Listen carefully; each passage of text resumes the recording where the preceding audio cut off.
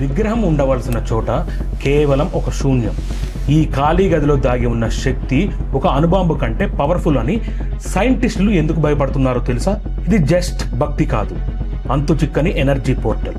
World's biggest science lab CERN బయట మన దేవుడి విగ్రహం ఎందుకు ఉంది? అసలు గూగుల్ మ్యాప్స్ లేని కాలంలోనే భూమికి మ్యాగ్నెటిక్ సెంటర్ సరిగ్గా ఇక్కడే ఉందని మన వాళ్ళు ఎలా కనిపెట్టారు? మీరు చూస్తున్నది ఒక ఆలయం కాదు, ఒక బయోమెకానికల్ అద్భుతం.